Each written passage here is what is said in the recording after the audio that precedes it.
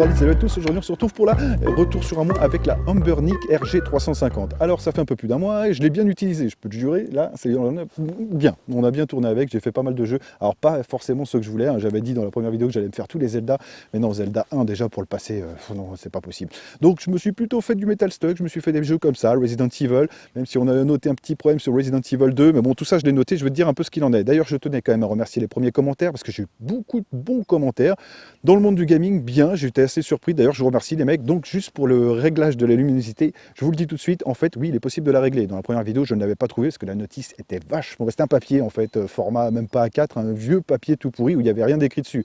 Donc pour régler la luminosité de l'écran, c'est simple, tu appuies sur le bouton power et tu appuies sur le bouton volume plus moins. J'essaie de te montrer un plan, c'est tout con, mais bon je préfère te le montrer. Donc oui, et c'est bien, mes yeux vous remercient. Ah putain, tu peux jouer la nuit à Resident Evil avec un casque. Bon, ça a beau être rien, mais je te jure, ça change tout. Donc j'ai pas laissé mes yeux, j'ai pas eu les yeux rouges, donc bien, ça, ce problème de luminosité, je gagne même en autonomie, donc c'est parfait. Toujours pas de HDMI, putain, comment ça c'est trop con. T'as une prise HDMI, elle n'est toujours pas fonctionnelle. Du moins là, à l'heure où je te parle, et j'ai pas vérifié les mises à jour depuis 2 semaines, parce que tous les jours, vérifier ça, c'est un peu casse-couille. Mais donc si tu as l'info dans les commentaires, tu peux nous la partager. J'ai plein gré de ton commentaire, il n'y a pas de souci. Mais pour l'instant, c'est dommage. Donc tu avais ça en option qui était bien comparé aux autres consoles, surtout à ce prix-là. Et non, c'est pas fonctionnel. Donc ça, je te le dis aussi, c'est dommage, mais c'est comme ça. Alors au niveau gaming, qu'est-ce que j'ai fait? Oh putain, vous allez vous foutre de ma gueule. J'ai joué tous les Sonic. Mais alors pas sur Mega Drive parce que je les connais par cœur, j'ai joué à ceux que j'ai joué sur Game Gear il y a longtemps. Donc c'était Sonic, tous les Sonic en fait sur Game Gear. Alors putain il y a des lags mais c'est la ROM de base qui est comme ça, donc bon voilà, t'excuseras le truc, mais le jeu est bien, j'ai passé un bon moment, je me suis rappelé l'effet nostalgique de la Game Gear, les piles en moins, parce que pour ceux qui l'ont connu, mais ça remonte, hein, ça je devais avoir 6 ans, alors si t'étais pas né en 84 déjà c'est foutu, 6-8 ans je crois. Et putain, à la Game Gear, c'était 6 piles LR6 et tu tenais 1 heure d'autonomie. Ah, c'était la console portable, mon pote, t'avais intérêt à te balader avec un sac à dos de piles. Donc là, c'est fini et c'est vrai que là, j'ai pu me faire les Sonic entièrement. Très dur, hein, très dur, surtout à cause des lags, certains Sonic avec des lags. Enfin bref, j'ai réussi à me faire les Sonic, les machins. Je me suis fait Advance War 2, je me suis fait Advance War 1, donc ça c'est des jeux GBA que j'ai beaucoup apprécié.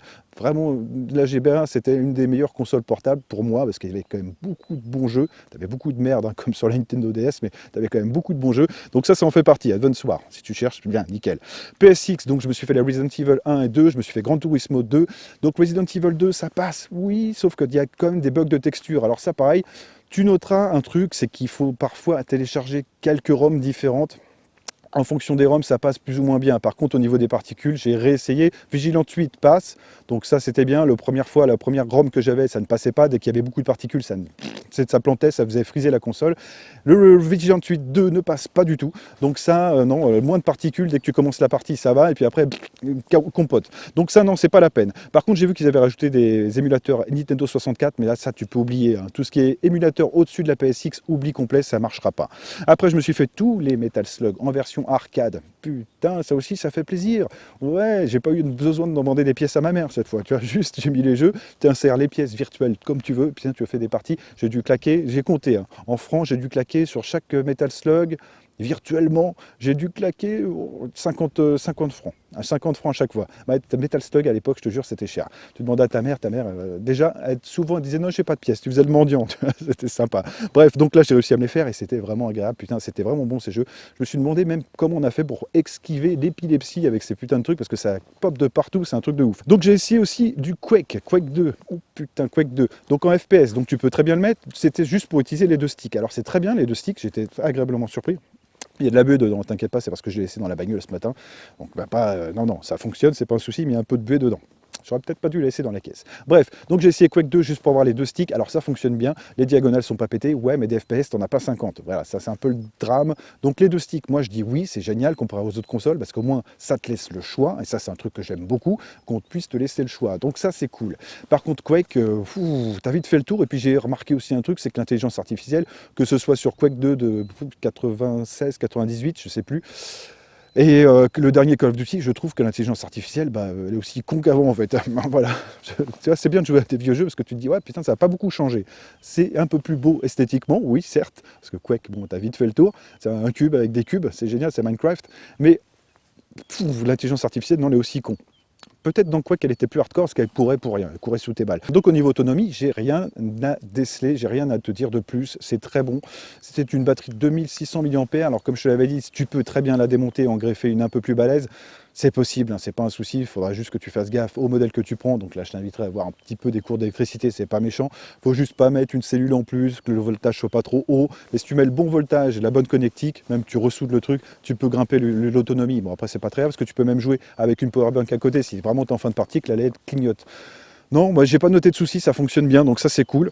Juste pour terminer la vidéo, sur une petite note qui n'a pas grand chose à voir avec la console, mais au moins avec le rétro gaming, il y a un truc, parce que je vois à tout le monde, ouais, RetroPie, ouais, c'est bien. Alors j'ai essayé tout, j'ai essayé Recalbox, j'ai tout essayé, c'est génial. Bon, après, pour voir les jeux avec les vignettes, pour tout bien faire, c'est un peu autre chose, parce que j'ai essayé de repartir de A à Z. Donc là, je me suis pris un Raspberry Pi 3B. Donc oui, c'est rigolo, ça monte jusqu'à la Nintendo 64, tu peux faire des trucs, c'est sympa, ouais, génial. Par contre, il y a un truc que je voudrais noter, c'est que le Recalbox, tu peux très bien le mettre sur une clé USB, prendre un vieux PC chez Troc de Lille, ou tu sais, des trucs comme ça, vraiment, où tu trouves un vieux PC avec un Core 2 Duo, tu changes la carte graphique, tu la trouves d'occasion sur eBay, je sais pas, 20 balles, quoi, une bonne carte graphique à l'époque, et tu fais tourner des bons jeux là-dessus. Tu mets juste une carte USB bootable avec Recalbox et tu te régales. Tu mets ton disque dur, tu mets les jeux, tu mets un disque dur, je sais pas, c'était quoi à l'époque, 50 gigas, 250, bon j'en sais rien, là tu verras en fonction du PC que tu as, mais putain tu peux te faire plaisir en rétro gaming sans dépenser de l'argent dans une console, sans dépenser de l'argent dans un Raspberry Pi qui envoie la sauce, ouais, bof. Hein, j'aurais même tendance, putain, ouais, à dire, ouais, avec un Core 2 Duo, un Intel Core 2 Duo, je pense que tu peux faire mieux. Donc ça, je vais essayer de voir. Je sais pas si je te ferai une vidéo là-dessus, mais sache que c'est le genre de truc, si tu veux pas dépenser de thunes dans une console, tu te prends ça avec un moniteur, et voilà, tu te régales, quoi, d'une bonne manette, et c'est bon, c'est parti. Même ROM Station, franchement, il fonctionne bien, c'est pas un souci. Mais c'est vrai que là, le plaisir de jouer dans son plumard avec le truc, en extérieur, comme je te l'avais dit, bon, ouais, ça, c'est un peu délicat parce que l'écran reflète beaucoup. En extérieur, c'est impossible. C'est pas assez lumineux, il faudrait un écran AMOLED ou quelque chose d'un peu plus huppé, mais là, ta console, elle monte très fort. Donc moi, c'est bien, ce genre de console, j'ai beaucoup aimé, c'était la seule peut-être que je vais faire sur la chaîne. Je trouvais qu'elle était digne d'intérêt, contrairement aux autres qui t'offrent pas grand-chose. Le son stéréo, pareil, le son stéréo, ça a beau être rien, mais c'est génial. Les touches, effectivement, c'est un peu délicat, le L1, R1, L1, R2, enfin bref, tu vois ce que je veux dire. C'était un peu délicat, parce qu'il faut avoir des doigts de Vélociraptor, mais ça fonctionne et tu peux les mapper sur d'autres jeux. Donc tu peux très bien mapper un bouton Fire, un bouton autre chose, quoi. La console, tu peux faire un peu ce que tu veux avec les émulateurs qui sont dedans, donc c'est cool.